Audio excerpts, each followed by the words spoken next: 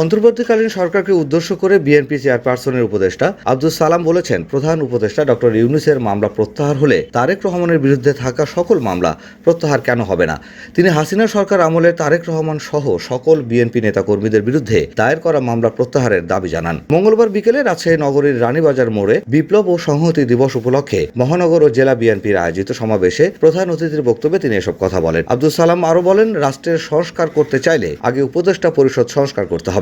যাকে ইচ্ছে তাকে উপদেষ্টা নিয়ে নিলাম তা আর হবে না। এসব করার জন্য জনগণ আপনাদের ক্ষমতায় বসায়নি। তিনি দ্রুত নির্বাচনী রোডম্যাপ ঘোষণা করার আহ্বান জানান।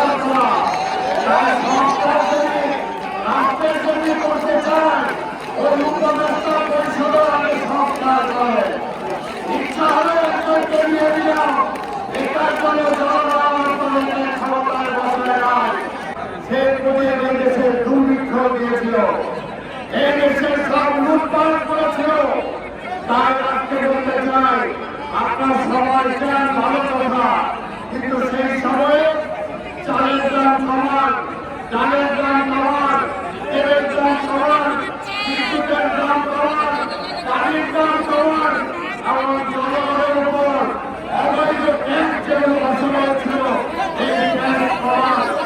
আব্দুস সালাম আওয়ামী লীগের নেতাকর্মীরা কিভাবে ভারতে অবস্থান করেন সে বিষয়ে সরকারের নিকট প্রশ্ন তুলে বিগত সরকারের দুর্নীতিবাজদের গ্রেপ্তার ও বিচার দাবি করেন। এছাড়াও তিনি দলীয় নেতাকর্মীদের ঐক্যবদ্ধ থাকার পাশাপাশি হাতে লাঠি নিয়ে রাজপথে সরব থাকার আহ্বান জানান। সমাবেশ শেষে রানীবাজার মোড় থেকে বর্ণাঢ্য র্যালি নিয়ে নগরের প্রধান সড়ক প্রদক্ষিণ শেষে আলোকট্টি মোড়ে গিয়ে শেষ হয়।